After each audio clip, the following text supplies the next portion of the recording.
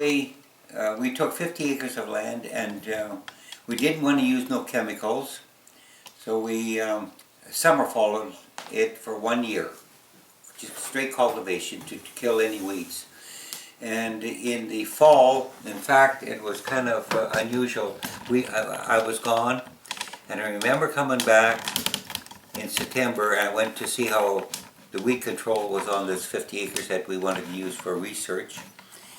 And we saw canola plants were growing on this 50 acres.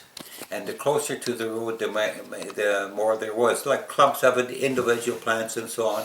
But it had extended to the full half mile to the end of the quarter. But like I said, closer to the road there was more, and in clumps, individual plants. So we immediately did a test on it. I had a witness, and we sprayed on 12 plants throughout the field. We got some of Monsanto's chemical Roundup, their glyphosate, and then they were tagged, and then we waited 12 days to give the chemical a good chance to activate, and these plants didn't die. So we knew right away it had to be Monsanto's canola in our field, or rapeseed, and because Monsanto had said in the course of the court trials before that anything that spread with Monsanto's herbicide Roundup and it does not die, that's their gene in it. It's their Right. canola. So we said okay. So we notified Monsanto, and that we felt that we have some of their GMO canola on our research field, and they agreed to come out in 2 days to check it, and they did. And so we went with them, and they took samples of the 12 plants that were sprayed. We got half, whatever they took, we got half from the same plant. And then they took other plants throughout the field that were not sprayed. And it didn't take many days later, it was maybe half a week, they got back to us. And they said, yes, indeed, those plants on your field are Monsanto's Roundup Ready canola. And they asked us, what did we want to have done with them?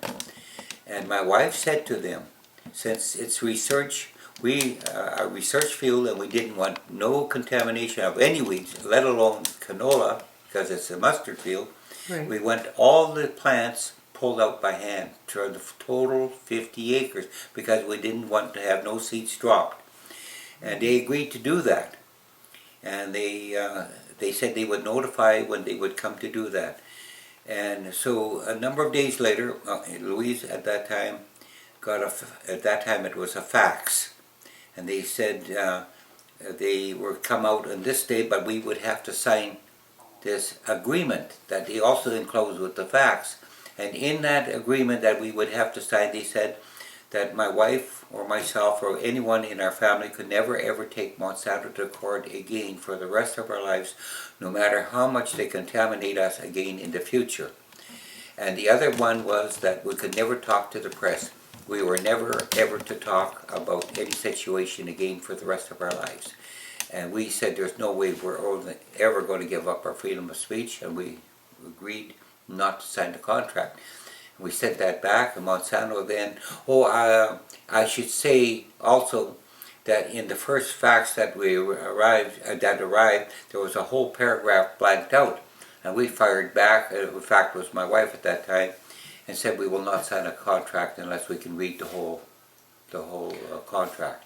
So they then sent another fax back showing what was in the paragraph that was striped out, and that's where it said we could never ever take Monsanto to court again for the rest of our lives. They tried to hide that from us, or we could never go to the press. And so we fired back and said there's no way we would sign a contract like that.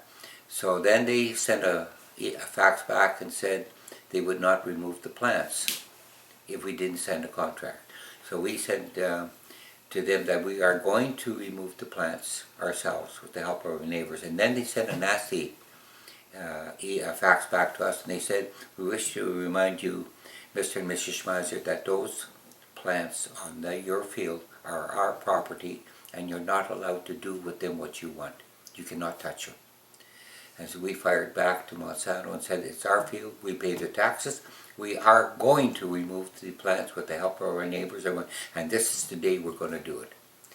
Well, so that we went ahead and did that. We moved the plants, and we had 3 truckloads of plants. It took us about 3 days, and neighbors helping. And we notified Monsanto we had to remove them, and they're on a pile, what we should do with it. And they said, you can't do anything with them. So we decided, we fired back and said, we can burn them, or we can get a semi, and we can haul them all to your office in Saskatoon and drop them on your doorstep.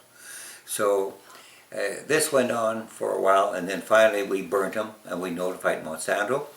And then we decided, well, it cost, I paid my neighbor $640, which was really nothing for the time it took, plus myself, my work to supervise. And so we decided, what are we going to do with this bill? So we decided, let's send Monsanto the bill. And Monsanto, we sent Monsanto the bill for $640, and they refused to pay it unless we signed like our freedom of speech, and that we could never take them to court again for the rest of our lives. So this went on for a year, back and forth correspondence. Then finally we decided, are we going to drop it, or are we going to pursue it? And we decided to pursue it, and we said we'll take Monsanto to court for the $640. Well, to go to court at Queen's Bench, that hardly wouldn't pay, because so we decided to take Monsanto to small claims court, and we did, and the judge accepted the case, and we had Monsanto in court for $640 for the contamination cleanup, and in the end, Monsanto had to pay I'll never forget the $640 and the $20 court costs. But it's not the money here. No, the whole thing was that it set a precedent that if a farmer is contaminated, there has been a court precedent set where they paid for the contamination cleanup. So if you're contaminated, in my opinion, if you're contaminated, there's an avenue that can be taken by a farmer. But having said that, they're going to fight a person tooth and nail, and how much money, how much time does a farmer have to spend in court to fight a billion-dollar corporation? Because they'll use every legal avenue that they can to stop you or destroy you financially or mentally. And that's what they tried to do with us, but they didn't succeed.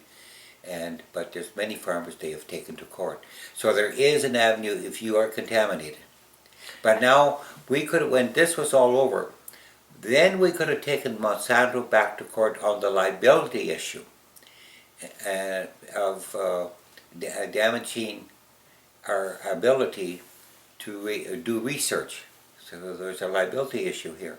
And in many cases there's a liability issue now with farmers being contaminated, especially if you're an organic farmer and you're contaminated. Sure, they may pay for crop loss for 1 year, but what about 3-4 years it may take you to get your status back as an organic farmer. So there's really a liability issue. Now, we were asked if we want to pursue now the liability issue, but our lawyer also mentioned we had spent 12 years in court already, or 11. How long do you want to spend at our age? You want to spend the rest of your life in court, or not proceeding with liability, but travel the world when you got invitations to bring awareness of what has happened to organic farmers, conventional farmers, and the ability of what patent law does, and then all the issues of the environmental damage and so on. So was there ever a time, Percy, that you thought about just throwing up your hands and saying, to hell with this? I think I did a number of times. It almost got to that point because I seen the effect that it was doing on our friends, because they came after our friends and harassed them and said if they support us, they'll come after them. Our family, we were watched. They would come out to sit on the road alongside of our farm, watch all day what the men were doing or what I was doing. They'd come into our driveway, sit and watch what Louise was doing, my wife was doing, 2-3 hours at a time. She'd get phone calls, you better watch it, they're going to get you. But the worst thing was when Monsanto rep one time said to us, he shook his fist at my wife's face and my face and said, nobody stands up to Monsanto. We're going to get both of you somehow, someday, we're going to destroy you. So when I seen the pressure that was being put on my wife and my family, we could never leave her alone because we didn't know what Monsanto might be doing because we were watched continuously. So there was a time, yes, to answer your question, I thought, what am I putting my family through, my wife through, my friends through? And it was her that insisted never to give up. It was her strength. And a lot of times she would say to me that many times she said she thought she prayed more at night than what she slept. And I believe that. You see what she was going through. So you can imagine when I was gone speaking sometimes for a week or 2 weeks or 3 weeks, and she was home alone, what she went through, the living hell she went through. And that's something I wish undo nobody. They'll do anything. Yes, you can stand up to Monsanto or any company, but I've seen how many farmers they've destroyed, especially in the U.S. where once it goes to court, and the same thing here. If a farmer stands up and goes to court, and court records you can get, and you can see how much they were fined, what they all did to that farmer, and there's 100 documented cases in the United States that you can put your hands on. And the average settlement of those 100 farmers was $150,000, the average settlement. I've seen letters that farmers sent me that some were for millions, $750,000. And then a lot of times what they would do to scare a farmer, they would send a letter and he said, we have reason to believe that you might be growing Monsanto's GMOs without a license from them. We estimate you have 100 acres, 500 acres, whatever the case may be. Send us 50,000, 100,000. I've seen some 750,000 within 2 weeks' time, and we may or may not take you to court because we think you might be growing it. Well, to me, that's bribery. We think you might be growing sentence, but they were getting away with it. And people that went to the RCMP or to the police to complain, the police would tell them, we can lay a charge, but this is what's going to happen. You're going to end up in court, and it might be years, and this is what it's going to cost you. They did their best to try and, but farmers just capitulated.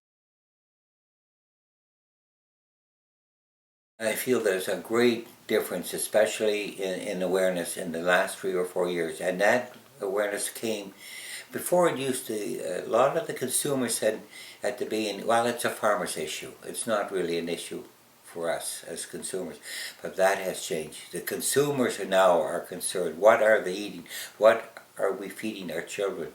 And so on, our grandchildren. So that's where the big awareness. The farmers now have, and the organic farmers now have a lot more support than they ever did before in both Canada and the United States, especially when they see that Europe has labeling and how they are against GMOs. But Canada and the United States are one of the two main industrial countries in the world that doesn't have labeling. And to me, I think there's another issue that arises with that, is that it's a violation of human rights. If we do not know in our country, which we call a free country, when we're not allowed to know what's in our food, I think things have gone too far by corporation control. And that has to be changed. We should all have that right. Now, I'll tell you else what Louise and I did. We took Canada for violation of human rights to the Human Rights Commission in Geneva. And every so many years, Canada's turn comes up, and when Canada's turn comes up to answer human rights questions or charges against them, we took Canada in Geneva, went to Geneva with a 50-page document on different areas where they violate human rights and academic freedom and all that stuff that was enclosed. To this day yet, Canada has not replied. And how long ago was that? 3 years.